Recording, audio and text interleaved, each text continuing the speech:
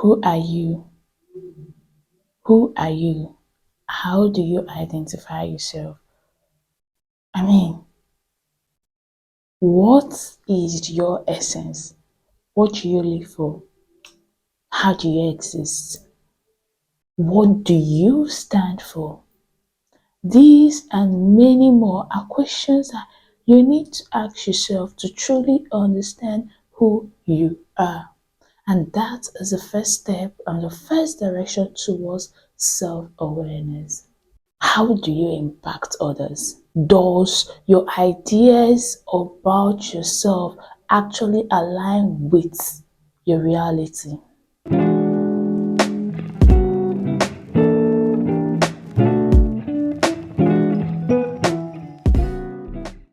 Hey, gorgeous, elegant, and lovable ones. Welcome back to yet another interesting episode of Reacted Like Up. Oh, to my returning subscribers, I say a very big welcome back to the channel. And for those of you that are here for the very first time, I would say don't forget to subscribe, turn on post notifications because you just don't want to miss out on any of the juicy contents this channel is about. And that's the truth.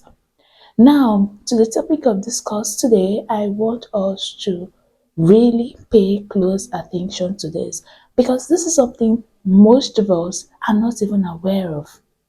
Now, remember this channel Reacts with Leica is all about human behaviors. A couple of weeks ago, something happened to me, and yeah, I'm going to start with that particular experience because that was what brought about this topic. I decided to do some research and pen things down. The way I reacted to that situation, I feel after the reaction, during times I was meditating on how I spent my week, I feel like the way I reacted was way out of character. And when I say way out of character, that is because I have a certain way that I believe I should behave. I have a certain way that I perceive myself as. I have a certain way that I say, okay, this is what Malaika is. But after that reaction, I'm like, how did that come about? Is this truly who you are? Or have you been deceiving yourself all along? So let me also add that I also grew up with a certain level of kindness and a certain pattern of hostility. Now, what that did to me was I subconsciously grew a coping mechanism as to how to survive for situations like that or how to react in situations like that. What I'm trying to say is, if you show me this type of kindness, I know how to react because I'm used to it. If you show me this particular pattern of hostility, I know how to react because I'm used to it and I already have built a coping mechanism around that. Now, what I did fail to understand was that there are different levels of kindness and then there are also different levels of hostility. Take note of that. Then I didn't realize that this pattern I'm used to reacting when faced with a certain perceived hostility might not always be the best approach to things until whatever that happened recently happened. When I then felt like I had reacted excessively. I mean, what I'm trying to say is if you don't have, if you don't understand who you are, you might actually be existing and living for others. You might be existing of other people's opinions of who you are, or you might even be existing of your own expectations of who you should be without truly ever witnessing who you are. And that is where self-awareness comes in today. Self-awareness is the conscious knowledge of your own true feelings and your own character. Now, you need to know who you are to know what you stand for, right? You need to know who you are for you to be able to relate with others. Now, one of the first steps towards actualizing self-awareness is awareness of other people's thoughts and opinions about you. And this is a kind of way because we always preach we don't care what people say about us as long as we are true to ourselves, as long as we own up, we know who we are. Yeah. But then, if you really want to know who you are, you have to pay attention to what people say around you. Your close circles, what are their opinions about you? People that know you from a little distance, what are their opinions about you? Your family, stuff like that, people like that. Get to know those thoughts that they have about you, and then get to probably write it down or jot it down in your mind's eye and check out if there's a pattern, if it's true, because you'll be able to tell. I mean, your family is different from your friends are different from acquaintances, but then there's certain behaviors that are consistent. I mean, everybody can't be lying at the same time, you understand? So now, if you do that, that's the first step. Write it down. Oh, this is who people think I am. Then you can come back to the drawing board, to yourself, and ask yourself, who are you? You see those first four responses, those first three responses that you came up with, write it down. That is who you think you are, genuinely speaking. Write it down. Write it down. You think you are a perfectionist? Write it down. You think you are generous? Write it down. You think you have high tolerance level? Write it down. You think you're selfish? Anything you think of yourself, write it down. Then you think you're wicked? Write it down. You're stingy? Write it down. And everything. Try to balance it, a situation of vices and good attributes, compile it together. Look at it.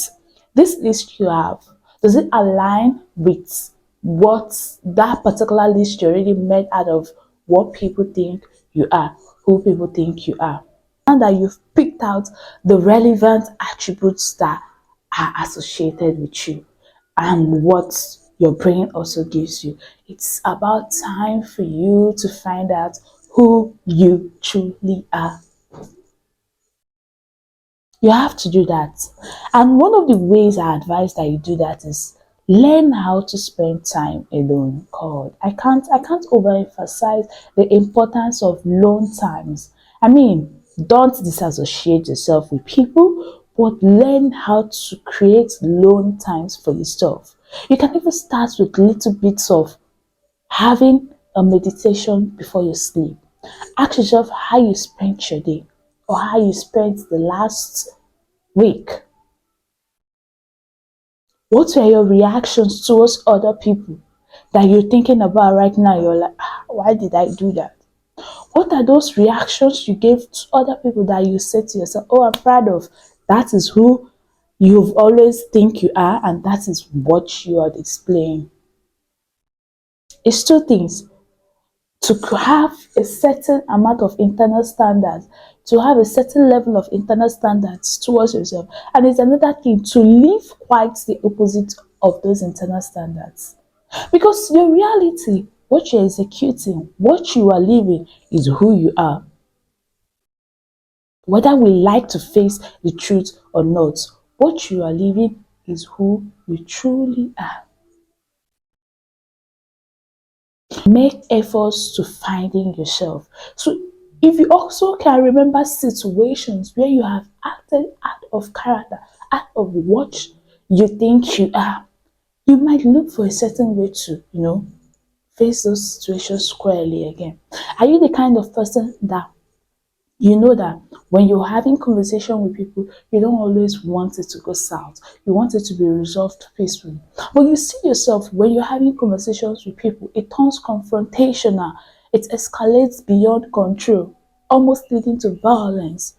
You need to now ask yourself, sit down, tell yourself, you know what?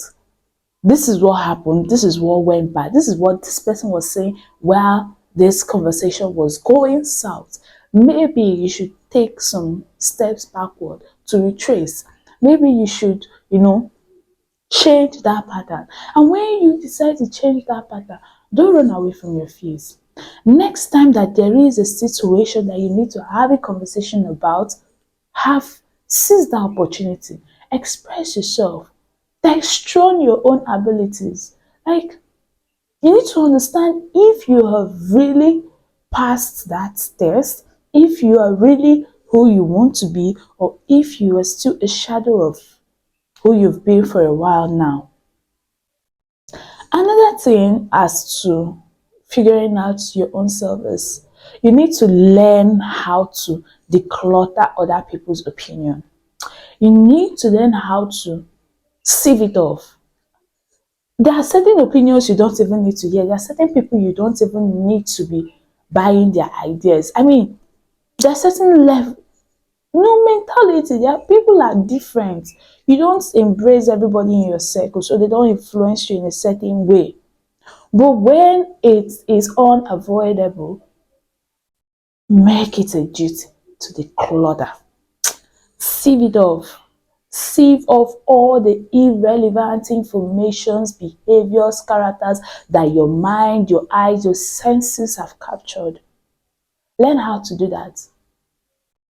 Because when you are able to do that, you see, you are letting go of people's actions.